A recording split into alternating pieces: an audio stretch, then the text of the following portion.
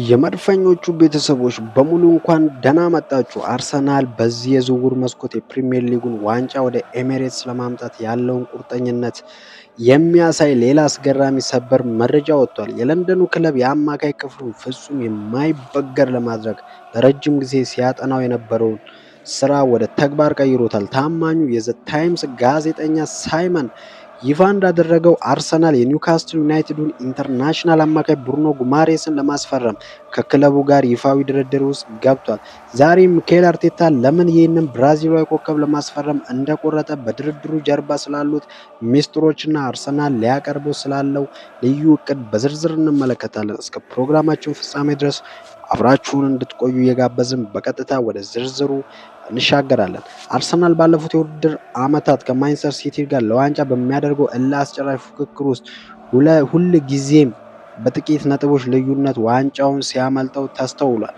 ምንም እንኳን ባለፈው በጥቂት ነጥቦች ዋንጫውን ቢያነሳም አሰልጣኝ ሚኬል አርቴታ እና የክለቡ የስፖርቲንግ ዳይሬክተር የቡድኑ ዋነኛ ክፍተት በአማካይ ክፍሉ ላይ ጨዋታን መቆጣጠርና የባላጋራን ግፊት መቋቋም የሚችል ተጫዋቾች ማጣት እንደሆነም ተገንዝበዋል። ለዚህም ነው አርሰናል አሁን ላይ ሁሉንም ትኩረቱን ብሩኖ ጉማሬስ ላይ ያደረገው። እንደ ሳይመን ዘገባ ከሆነ አርሰናል ከኒውካስትል ዩናይትድ ጋር ያደረገው ንግግር የመጀመሪያ ደረጃ ጥናቶችን ያለፈና ክለቡ ተጫዋቹን ለመውሰድ ያለውን ከፍተኛ ፍላጎት በይፋ የገለጸበት ነው። ብሩኖ ጉማሬስ በኒውካስትል ቤት ያለው የ100 ሚሊዮን ፓውንድ ውል ማፍረሻ ጊዜው ያለፈበት ቢሆንም አርሰናል ከኒውካስትል ጋር በቀጥታ መነጋገር የገንዘቡን መጠን በተለዋዋጭ የክፍያ መንገዶች ለመጨረስ እየሞከረም ይገኛል።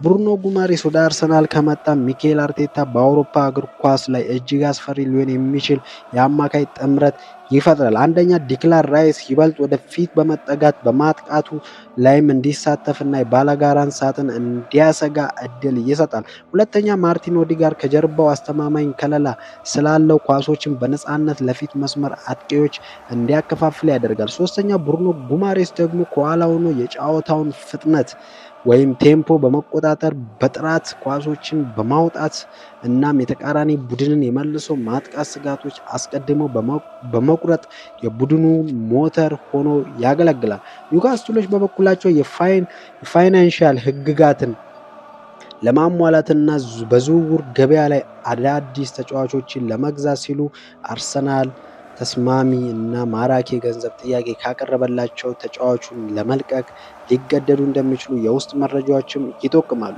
የመድፈኞቹ ደጋፊዎች ሆይ አርሰናል ይህንን ዝውውር ማጠናቀቅ ከቻለ በቀጣዩ የውድድር ዘመን የፕሪሚየር ሊጉን ዋንጫ ወደ ሰሜን ለንደን መመለሱ አይቀሬ ነው ብላችሁ ታስባላችሁ? ብሩኖ ጉማሬስ ለአርሰናል የአማካይ ክፍል ትክክለኛ መድኃኒት ነው?